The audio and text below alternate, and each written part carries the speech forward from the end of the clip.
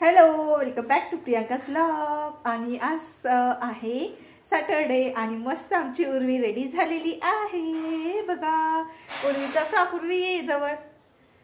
उर्वी रोज आता नवीन नवीन ड्रेस घालून जाते शाळेमध्ये. का जाते बेटा तू नवीन नवीन ड्रेस घालून? नवीन ड्रेस घालून का जाते? हो का? अच्छा. आता उर्वीला मी शाळेत घेऊन जाणार आहे. उर्वी बेटा हे हो ना, तुझी ती बॉटल घेऊन ये इकडे.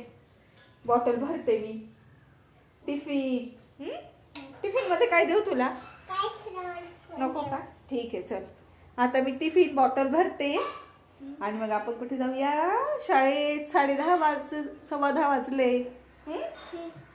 तुला बोलच काय? विला मी शाळेत सोडवायला आली होती आणि 10:15 वाजले होते. तेव्हा हे एकटीच बसली होती आणि तिच्या मॅडम होत्या. तर इथे ना अजून मुलं काय आलेली नव्हती.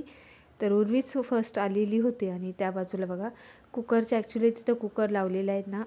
त्यांचा आहार आहे ना अंगणवाडीतच शिजवला जातो आणि तिथेच त्यांना गरम गरम सर्व केला जातो. तर कुकरच्या शिट्ट्या खूप होत होत्या, त्यामुळे मला ना व्हॉइस ओव्हर करावा लागला.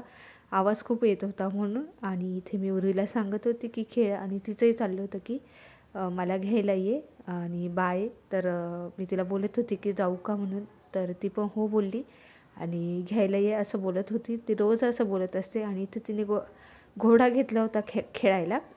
आणि मग मी तिथून निघाली लगेच. आली उर्वीला सोडून. आता ना मी स्वयंपाकाची तयारी करते माझी, म्हणजे स्वयंपाक बनायला सुरुवात करते. माझी ना दाढ पण दुखती आहे खूप. बोलता इतकं जास्त जोरात येत नाही आहे मला. रात्रीपासून दुखती आहे. गोळी घेतली आहे पण आहे ना तरी सूज अजून आहेच आहे. बघू आता गोळी घेतल्यानंतर थांबले तर ठीक आहे. चला आता ना स्वयंपाक बनवते मी. इकडे मी भोपळ्याची भाजी ना आधीच शिजत ठेवली होती, म्हणजे उर्वीला सोडवायच्या आधी. आता ती शिजलेली नाहीये, तिला शिजवते. आणि इकडे माझी सिमला मिरची बनवायची. मला 2 भाज्या बनवणार आहे मी.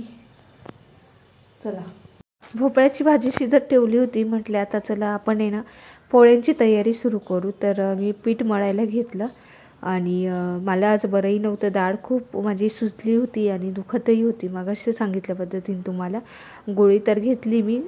थोडं असं मला फरक वाटायला लागला. म्हटले चला आता, पण सूज काय कमी झाली नव्हती. तर म्हटलं आता काम तर काय आपल्याला ते काही चुकणार नाही आहे, करावं तर लागेलच. मग आपलं हळूहळू माझं चाललं होतं.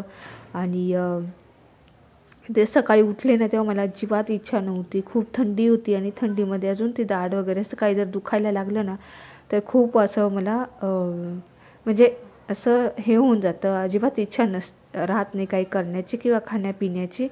मग त्यानंतर पीठ मळलं आणि त्याच्यानंतर म्हटले चला आपण हे करूया. ॲक्च्युली पोळ्या पण बनवून घेतल्या, ते काही शूट झालं नाही माझं. आणि त्यानंतर आहे ना भाजी झाली, पोळ्या झाल्या आणि नंतर मी सिमला मिरची बनवायला घेतली. कसं आहे आमच्या आहारामध्ये ना 2 भाज्यांचा समावेश असतोच रोज. तर सकाळी किंवा संध्याकाळी असं मी बनवतच असते. काही वेळ जर नसला ना तर मग मी काय करते, रात्री बनवते. म्हणजे पण आम्हाला कंपल्सरी 2 भाज्या लागतातच. किंवा मग जर नाही शक्य झालं कधी 2 भाज्या म्हणजे सुकी भाजी बनवणं, तर मग मी आपले चटणी वगैरे काही बनवत असते. मिस्टरांनाही लागत असते, पहिल्यापासून सवय आहे त्यामुळं मी बनवत असते 2 भाज्या. मग माझ्या मी फळभाज्याच जास्त घेऊन येत असते. आणि त्या फळभाज्यांचंच काही, मग कोबी असेल तर त्याचे कोबी करी वगैरे असं बनवते कधी असं वेगवेगळ्या पद्धतीने. मग इथे ना मी सिमला मिरची, टोमॅटो आणि कांदा कट करून घेतला होता. आणि ते बाजूला तुम्हाला बीट दिसत असेल ना, तर मला उर्वीला नंतर बीटचा पराठा बनवायचा होता दुपारच्या जेवणासाठी तिला. तर मग मी बीटही काढून ठेवले. म्हटले नंतर लक्षात राहणार नाही.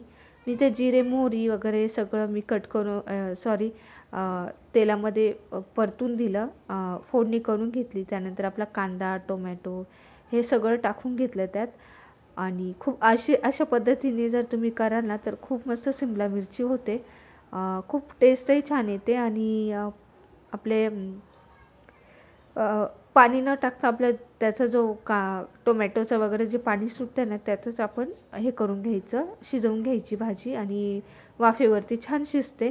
तर मग शिमला मिरची मी अशी बारीक चॉप करून घेतले होते आणि ते तेलामध्ये हे कांदा आणि टोमॅटो छान परतून दिला. परतल्यानंतर ते सॉफ्ट झाले आणि सॉफ्ट झाल्यानंतर मी आपली शिमला मिरची आधी मसाले टाकले मी त्यामध्ये, हळद आणि लाल तिखट, दुसरे मसाले नाही टाकले मी काही. आणि मग त्यानंतर शिमला मिरची टाकणार होती मी. आधी तेलात मसाले जर टाकले ना तर छान असे परतले जातात आणि व्यवस्थित अशी त्याची टेस्ट उतरते. तर मग मी तेलातच असं करून घेते.